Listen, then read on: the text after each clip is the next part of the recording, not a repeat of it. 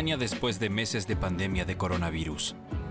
Que las consecuencias para la economía son devastadoras ya se percibe en todo el mundo. Creo que la crisis por el coronavirus es sin duda el acontecimiento más grave desde la Segunda Guerra Mundial. Las empresas alemanas se han beneficiado durante mucho tiempo de la mano de obra barata de países lejanos. Ahora, durante la crisis, experimentan los inconvenientes de la distribución global del trabajo con largas cadenas de suministro. ¿Ha llegado la hora de reducir la producción en el extranjero? Debemos ponerle fin lo antes posible a esta dependencia total de Asia, de demasiadas materias. ¿Qué significa esto para nuestro bienestar? ¿Pende de un hilo? Si pensamos en traer la producción nuevamente a Alemania, entonces también debemos tener claro que renunciaríamos a parte de nuestro bienestar. Otros se ven aún más afectados por la crisis. Allí donde los países ricos producen de forma barata, en el otro extremo de la cadena de suministro millones de personas se quedan sin nada. Sin trabajo no hay dinero y sin dinero no hay comida. Morirá mucha más gente de hambre que a causa de la pandemia. Este es el mayor desastre para el desarrollo de nuestro tiempo. Con la pandemia, los críticos de la globalización ven confirmados sus temores. Y el mercado sencillamente no es justo. La globalización siempre ha significado un saqueo. ¿Queremos continuar así? Yo digo que no. Esa no es la naturaleza humana. ¿Es la crisis por el coronavirus el principio del fin de la globalización tal y como la conocemos?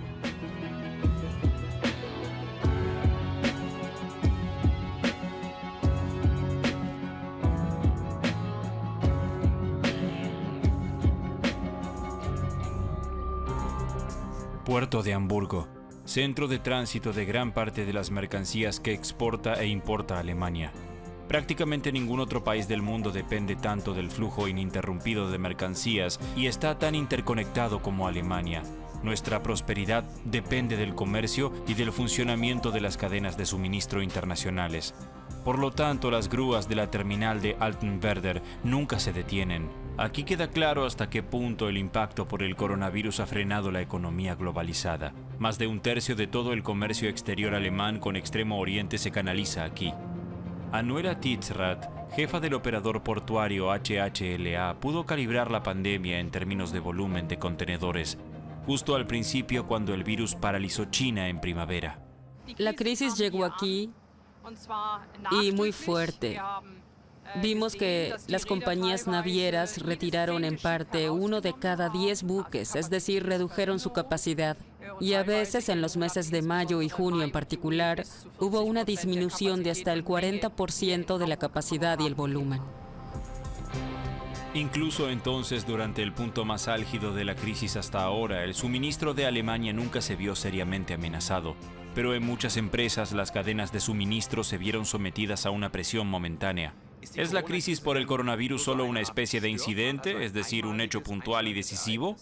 Bueno, no creo que nada se destruya permanentemente. Sin embargo, creo que la recuperación tomará algunos meses, tal vez incluso algunos años. El comercio mundial se está recuperando lentamente. Después de todo, el comercio y la economía se repusieron en principio más rápido de lo esperado. Pero esto podría cambiar debido al aumento de las infecciones en todo el mundo y la mayor frecuencia de los confinamientos. Las cadenas de suministro podrían volver a interrumpirse. El impacto de la pandemia alarmó a las corporaciones alemanas. ¿Qué lecciones aprenden de esto? La planta de Volkswagen en Wolfsburgo. Aquí la crisis del coronavirus golpeó a la economía alemana con particular dureza. Mediados de marzo, la mayor empresa alemana repentinamente paralizada. En el corazón de la industria alemana más importante se detienen las cadenas de montaje. El coronavirus es el desastre. El buen funcionamiento de las cadenas de suministro es esencial. Las piezas para la producción en Wolfsburgo proceden de todo el mundo. Solo en China el consorcio tiene 26 filiales. Autos sin vender se acumulan en Wolfsburgo y los empleados temen por sus trabajos. El director de Volkswagen, Herbert Diess, se ve obligado a cerrar temporalmente las fábricas. En vista del deterioro actual de la situación de las ventas y la incertidumbre por el suministro de piezas para nuestras plantas, habrá interrupciones inmediatas de la producción en nuestras fábricas. La globalización hizo posible el éxito de Volkswagen. Sus competidores Daimler y BMW también han distribuido sus plantas de producción por todo el mundo. Y durante la pandemia se han dado cuenta del riesgo que conlleva la interdependencia internacional. Debido a que la producción fuera de Alemania a menudo es más barata, muchas empresas desplazaron algunas de sus plantas al extranjero. No solo los bienes, sino también los flujos financieros, las personas, la información y las ideas cruzan cada vez más rápido las fronteras nacionales. Así que la globalización interconecta cada vez más a las empresas, la política y las personas, y a la vez aumenta su dependencia mutua. ¿Cuestiona ahora el incidente Corona la globalización y con ella la base comercial de la economía alemana? En la Universidad de Oxford, el profesor Ian Golding estudia las consecuencias de la distribución global de la producción. Mucho antes de la pandemia, advirtió que la interconexión global de las cadenas de suministro, el comercio y el transporte podría provocar una paralización en caso de crisis. Tiene muchos aspectos positivos que nos ayudan. Por ejemplo, las vacunas. Todas las cosas que mejoran nuestra vida. Pero también tiene lados muy negativos. Muchos países se han visto devastados por la pandemia, tanto su economía como su sistema sanitario. No creo que debamos detener la globalización, pero debemos entender la pandemia como una llamada de atención de que tenemos que gestionar mejor. Ahora nos damos cuenta de que la pandemia es el resultado de una globalización mal gestionada. ¿Cómo deberían reaccionar las empresas con el trasfondo de la pandemia? Las cadenas de suministro están demasiado fragmentadas. Hace tiempo que abogo por la necesidad de un sistema más resistente a las crisis. Esa producción, justo a tiempo, nos hace extremadamente vulnerables. Pero no creo que eso signifique menos globalización. Para ser menos vulnerables a las crisis, necesitamos diversificación. Eso significa que necesitamos más proveedores de diferentes países. El gigante farmacéutico franco-alemán Sanofi reconoció precisamente eso. La externalización de la producción es más barata. Sin embargo, cuantos menos proveedores haya, más peligra el suministro. Por lo tanto, precisamente en el caso de los medicamentos, la diversificación puede salvar vidas. En Frankfurt, Sanofi produce los principios activos básicos de muchos fármacos. Para ello se mezclan toneladas de productos químicos en enormes equipos. Es el caso de la fexofenadina, un medicamento antialérgico. El ingrediente activo se mezcla luego con excipientes y se dosifica como un medicamento terminado, explica el gerente de Sanofi, Matthias Braun. ¿Qué importancia tienen las cadenas de suministro mundiales para la producción de estos principios activos? Sanofi sigue teniendo un nivel relativamente alto de fabricación interna, lo que significa que nosotros mismos hacemos muchas cosas por razones de calidad. Y Sanofi tiene la política de que para cada producto que se compra, debe haber al menos 2 proveedores ubicados en diferentes puntos geográficos, de modo que podamos asegurar que no dependemos de un país o un proveedor.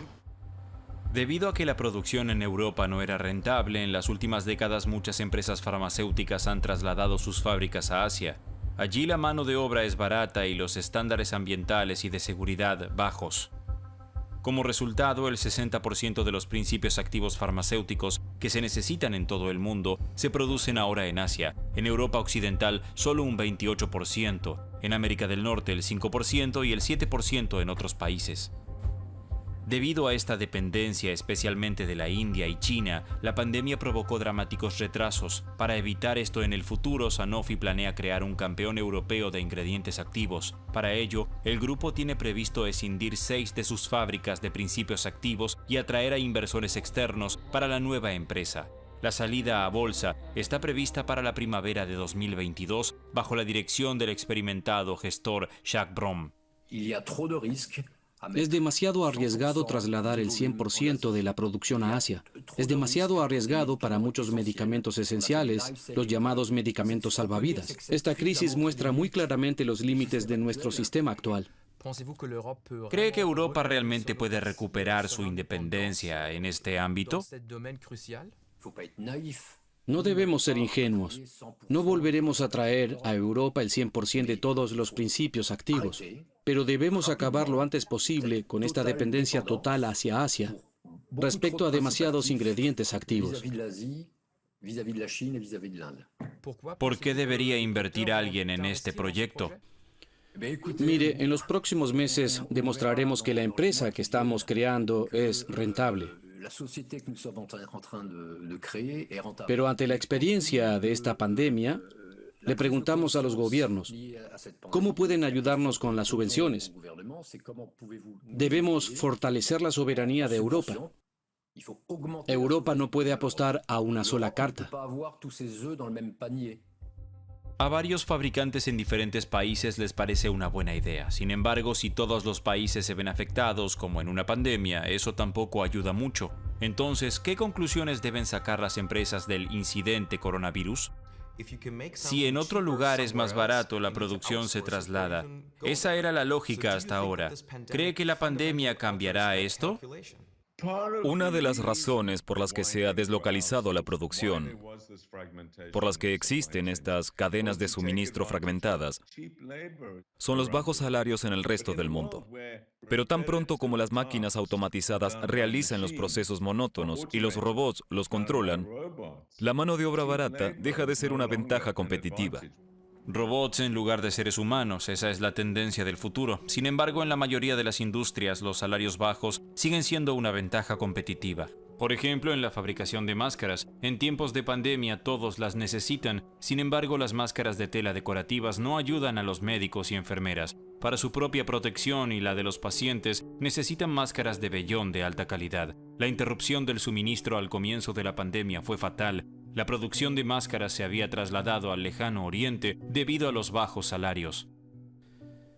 El vellón que se usa para fabricar las máscaras a menudo proviene de Alemania y Europa. Las máquinas con las que se fabrican las máscaras proceden a menudo de Alemania y Europa. Pero el producto final se elabora en China y en otros países por los costes laborales.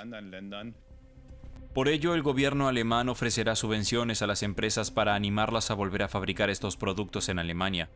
Gronau, en la frontera con los Países Bajos. Aquí tiene una fábrica el grupo británico-sudafricano Mondi. En realidad, Mondi fabrica láminas de plástico y componentes para pañales y artículos de higiene. Sin embargo, ahora el grupo está trabajando a toda marcha en una planta a gran escala para la producción de máscaras médicas.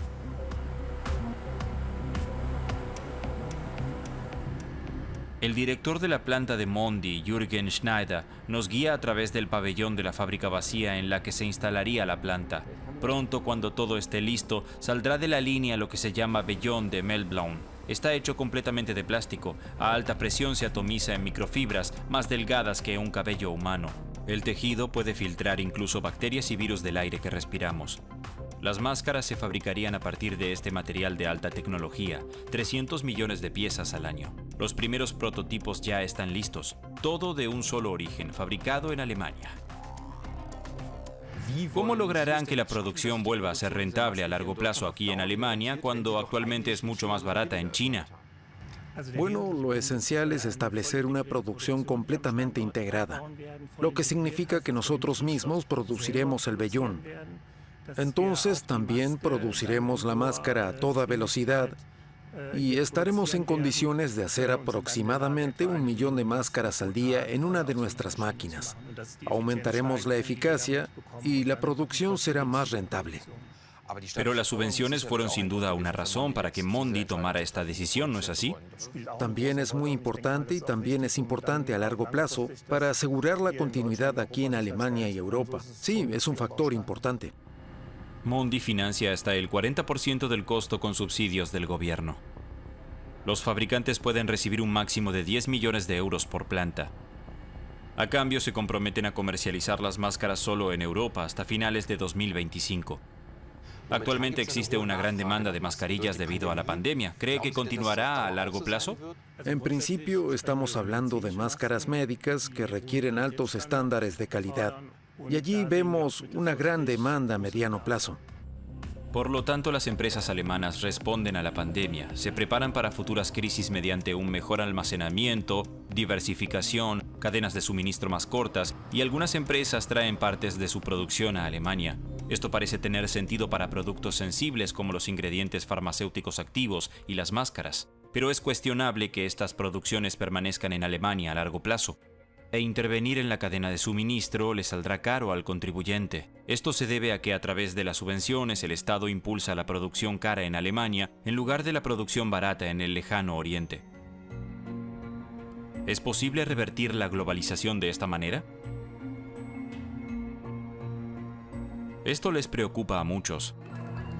Las críticas a la producción global y sus consecuencias ya existían antes de la crisis del coronavirus.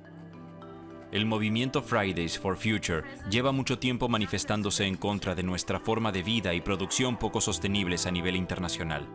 Las protestas por el clima son también una crítica a la globalización.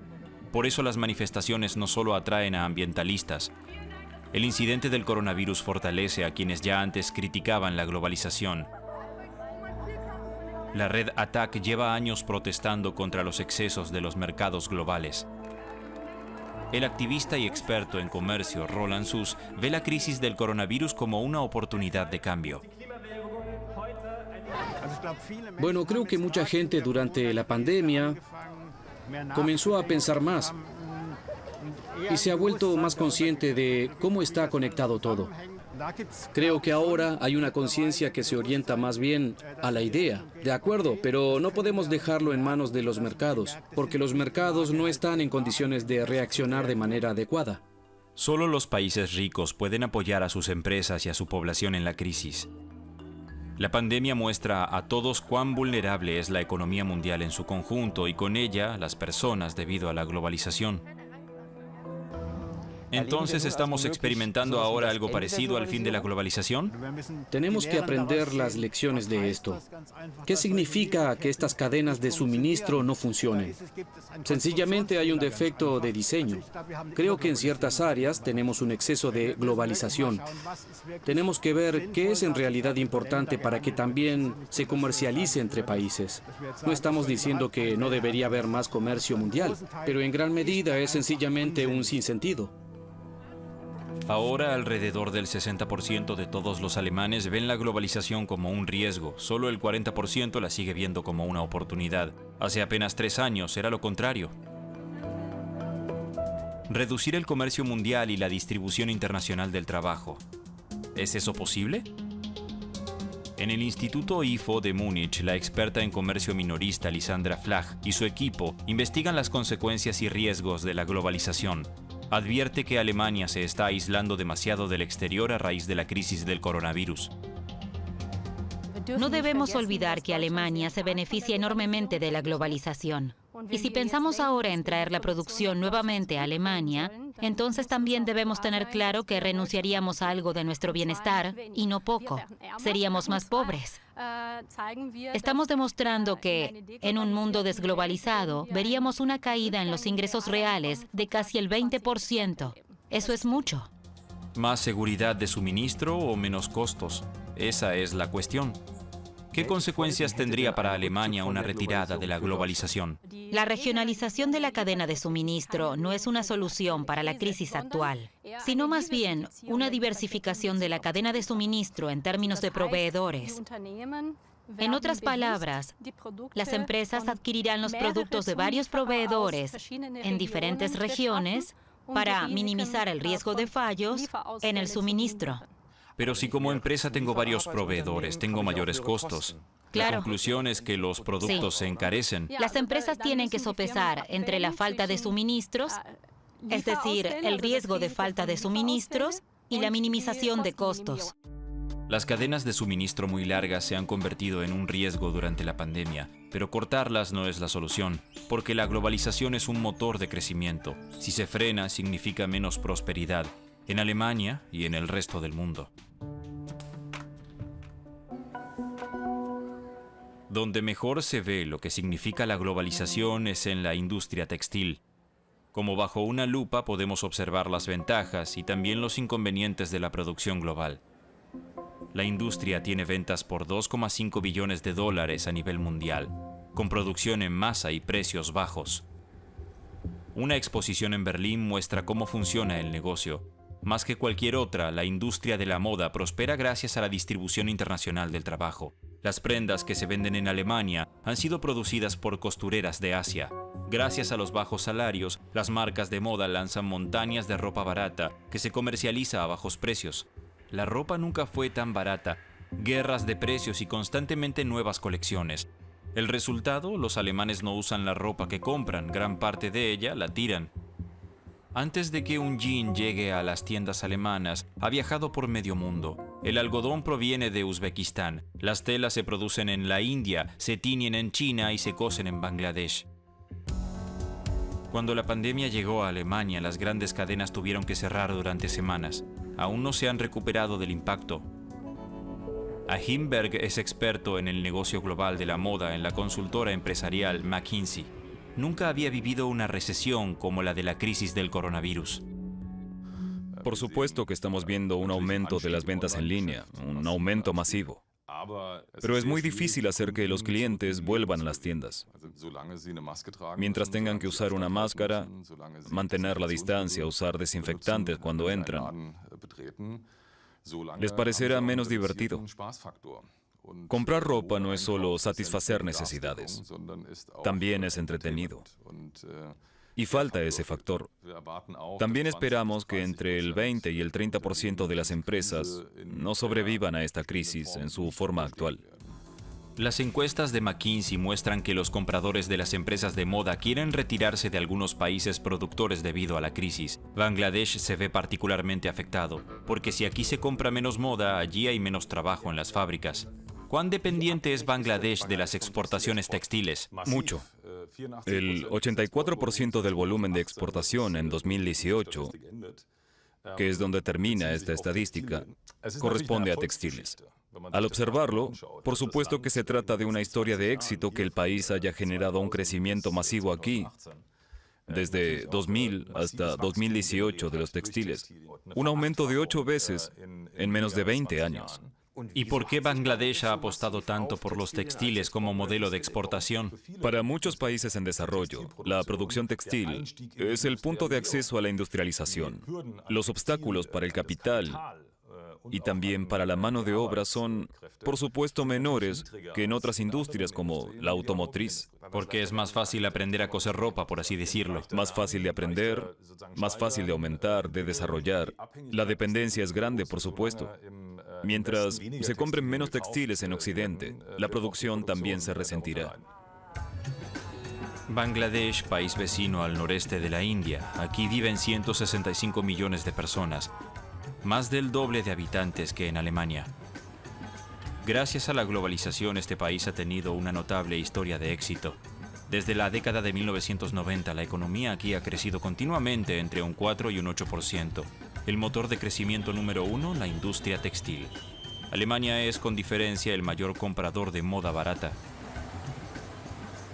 Como en esta fábrica de Dhaka, un ejército de costureras trabaja sin descanso para marcas occidentales como Levi's, Marks & Spencer o Bershka.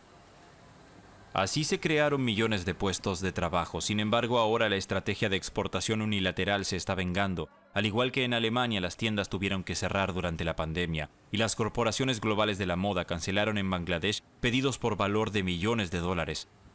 Cientos de fábricas se cerraron. Decenas de miles de personas, principalmente mujeres y sus familias, están gravemente amenazadas por la pobreza. Una de ellas es Sharmin Akhter Maleka. Tiene 35 años y vive en Ghazipur, una ciudad textil cerca de Dhaka. Como costurera ganaba alrededor de $125 al mes. Sin embargo, desde que cerró su fábrica no ha tenido un verdadero trabajo y apenas le queda dinero para comprar comida para sus 3 hijos pequeños. A ella la globalización no le trajo prosperidad, pero sí condiciones de vida estables. A causa del coronavirus ahora pasamos hambre. Nos empobrecimos.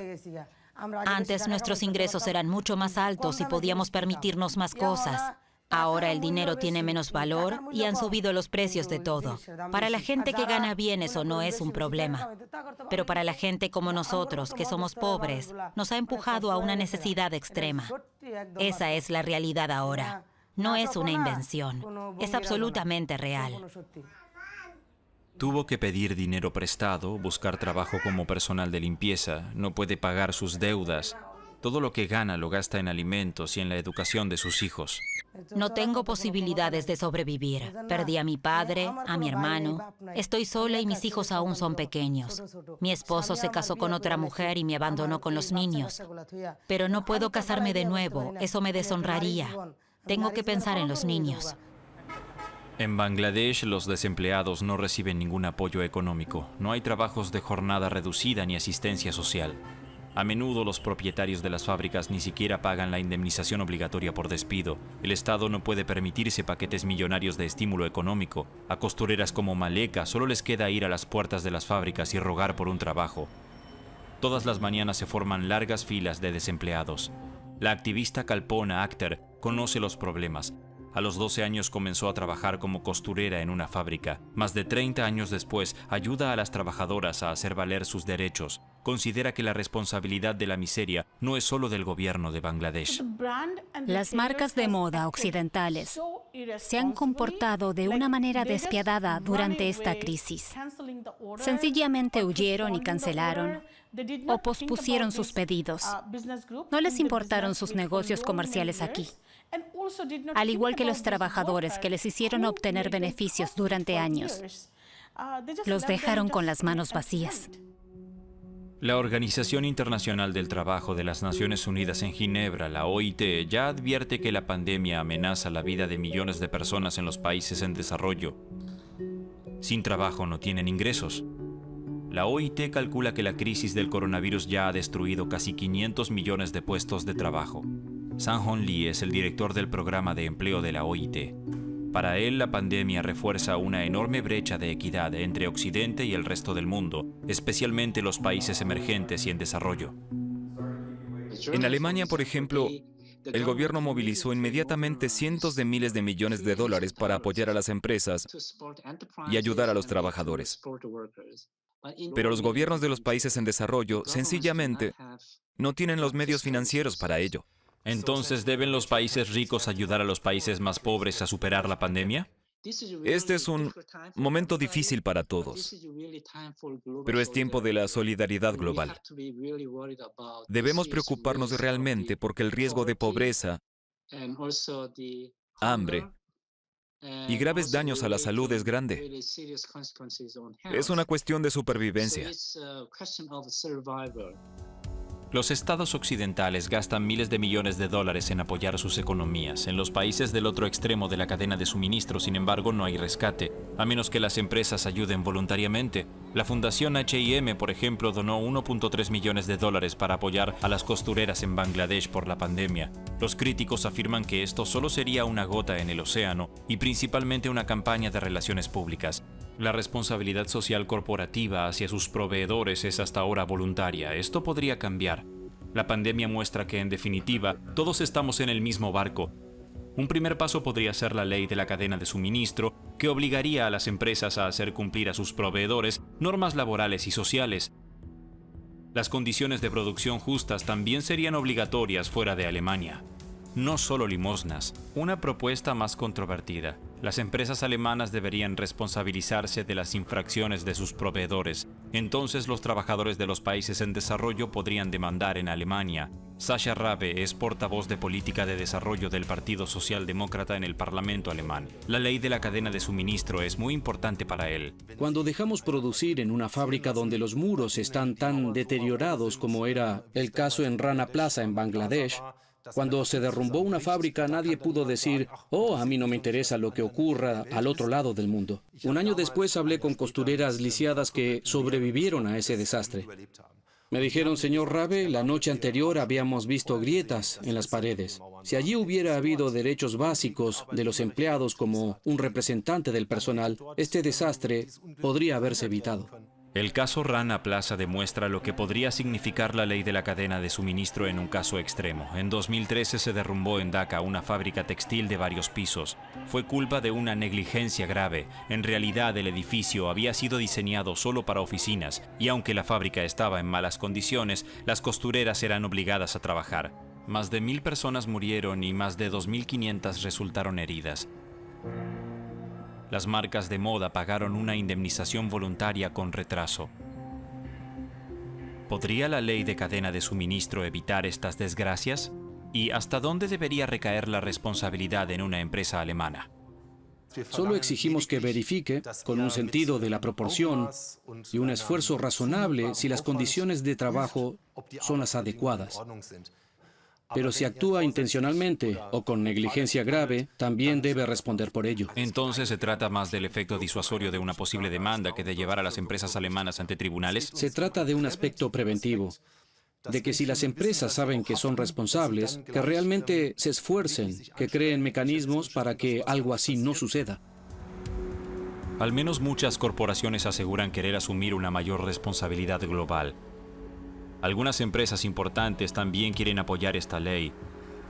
Por ejemplo, Rewe, Kik, Primark, Chibo y Nestlé. Muchos creen que la ley de la cadena de suministro sería un paso en la dirección correcta, pero ¿cambiará fundamentalmente la división global entre ricos y pobres? Mohammad Yunus fundó un banco en Bangladesh que ofrece microcréditos a los pobres. Por ello fue galardonado con el Premio Nobel de la Paz. Lucha incansablemente contra la injusticia mundial causada por la globalización. Casi el 70% de todas las personas en el mundo viven al día tras día, semana tras semana, aunque en realidad hay suficiente para todos. Pero toda la riqueza del mundo está en muy pocas manos. Esta concentración extrema de riqueza que genera nuestro sistema es la razón del sufrimiento. Pero mientras todo el mundo se beneficie de la globalización, no importa la parte del pastel que obtengan, ¿verdad? Tengo otra opinión. Si uno tiene 1 millón y el otro solo 1 centavo, no está bien. ¿Por qué?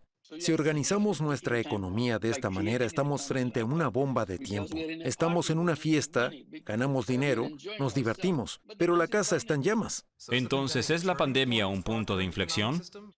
La pandemia ha creado una situación en la que podemos reflexionar, porque nuestras actividades normales se han detenido. Ahora tenemos mucho tiempo para pensar. La pandemia ha detenido el tren. Esto nos da una oportunidad. Podemos construir un nuevo tren y nuevas vías y continuar en otra dirección, no en la dirección en la que vamos en este momento. Dirigir el tren en otra dirección. ¿Cómo podría lograrse? ¿Puede hacer una pandemia que la gente cambie su modo de pensar? El incidente coronavirus nos ha mostrado cómo nuestro modo de vida daña el medio ambiente, a otras personas y a nosotros mismos. El medio ambiente dio un breve suspiro de alivio. Durante el primer confinamiento, la contaminación atmosférica disminuyó drásticamente, según muestran las imágenes de satélite de la Agencia Espacial Europea ESA. Sobre China se acumulaba aproximadamente la mitad de óxido de nitrógeno de lo habitual. El smog sobre Los Ángeles desapareció. En la India se pudieron ver los picos del Himalaya en el horizonte. Y en muchas ciudades europeas, las emisiones de óxido de nitrógeno disminuyeron hasta un 50%. Por ejemplo, en Milán, Madrid y París. Cada vez más barato, cada vez más rápido, cada vez más. Nuestro estilo de vida occidental exige un alto precio. Ahora que todo el mundo ha pisado el freno, muchos se dan cuenta de que podría cambiarse algo. Muchas empresas alemanas comienzan a cambiar su forma de pensar. Como en la compañía de seguros Allianz, durante el receso obligatorio por el coronavirus, envió a casi el 90% de sus empleados a casa. Aún hoy hay en las oficinas mucho más espacio que antes de la crisis, como ocurre en muchas corporaciones. Debido a la pandemia, muchos empleados trabajan desde casa. La vida cotidiana de oficina ha cambiado por completo en Alemania. Evidentemente hay mucha menos gente en la oficina. ¿Qué porcentaje de los empleados sigue viniendo? Diría que un promedio del 25%, y el resto trabaja en casa. Y de todos modos funciona. Aún así funciona de maravilla. Hay compañeros que vienen a la oficina al 100% y hay compañeros que trabajan al 100% en casa, además de otras variantes. Creo que lo bueno es poder escogerlo. Aquí nadie quiere volver al viejo mundo de las oficinas. Un efecto secundario práctico para Allianz es, por supuesto, que ahorra dinero. Cierto, y eso no está mal. Se ahorra electricidad. Y, por supuesto, esto también incluye la reducción de viajes de negocios. Queremos viajar un 50% menos y utilizar más la tecnología digital para reunirnos. En cualquier caso, esto también es un ahorro para la empresa.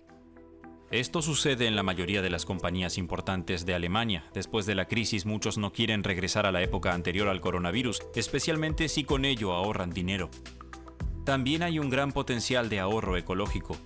Si solo una cuarta parte de la población laboral alemana trabajara un día más desde casa, las emisiones de CO2 de los desplazamientos diarios podrían disminuir en un 5%. Con 2 días más de trabajo desde casa por semana, se eliminaría el 11% de las emisiones.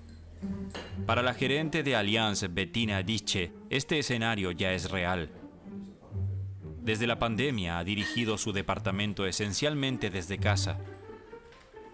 Por la mañana aún tiene tiempo de desayunar con su familia. Cuando su hija se va a la escuela a las 7:30 am, comienza su jornada laboral. Su esposo también trabaja desde casa. Rara vez se toman descansos, pasa de una llamada telefónica a otra, de reunión en reunión. Sus empleados se encuentran en todo el mundo. El idioma laboral es el inglés. Bettina Diche solía viajar constantemente entre Asia y Europa. Se reunía con empleados en Singapur o participaba en la conferencia de seguridad de Múnich.